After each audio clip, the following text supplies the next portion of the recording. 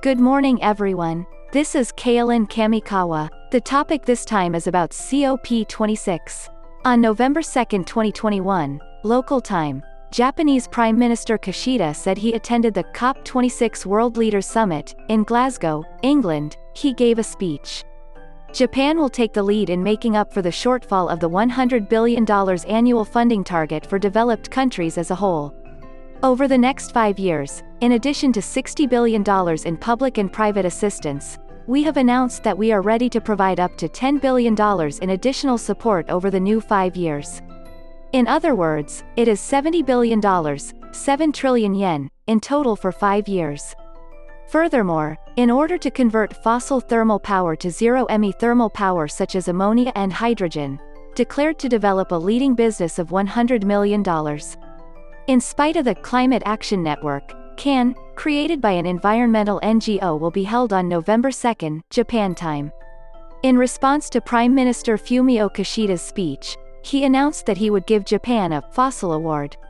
The reason is, the support meaning by Prime Minister Kishida is the reason why Japan continues to use coal-fired power.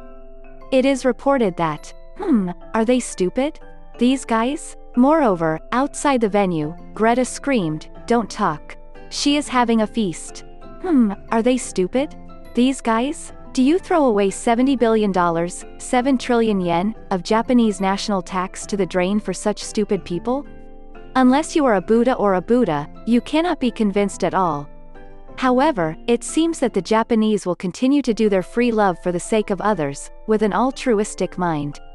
For 76 years after the war, the Japanese patience bag, which has endured intolerable, it seems to be extremely huge. I learned it at school a long time ago. This time, I remembered the phrase, "I don't know the aspirations of Yanjaku Anzo Kogure." Now, please listen to Prime Minister Kishida's full speech uncut.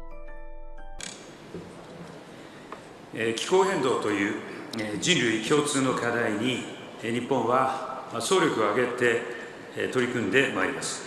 その決意を皆さんに伝えるために、このグラスゴーの地に駆けつけてまいりました。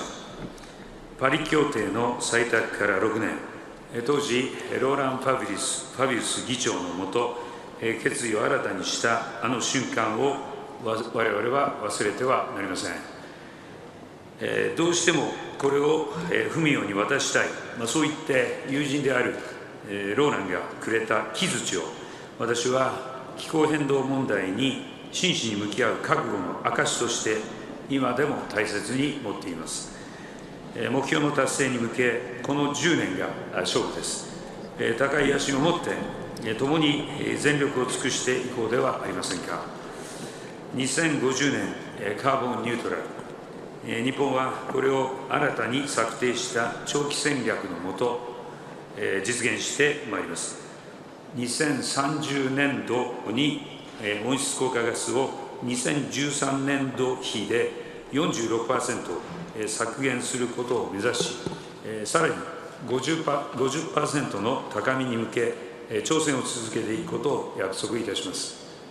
議長、日本はアジアの中心に再エネを最大限導入しながらクリーンエネルギーへの移行を推進し、脱炭素社会を作り上げます。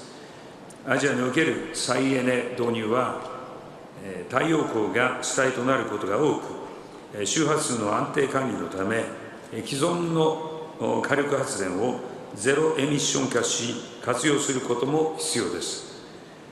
日本はアジアエネルギートランジションイニシアティブを通じ、化石火力をアンモニア、水素などのゼロエミ火力に転換するため、1億ドル規模の先導的な事業を展開します。先進国全体で年間1000億ドルの資金目標の不足分を率先して補うべく、日本は6月に表明した向こう5年間で官民合わせて600億ドル規模の支援に加え、アジア開発銀行などと協力し、アジアなどの脱炭素化支援のための革新的な資金協力の枠組みの立ち上げなどに貢献し、新たに5年間で最大100億ドルの追加支援を行う用意があることを表明いたします。ボリスと協力し、先進各国も日本に続くよう呼びかけてまいります。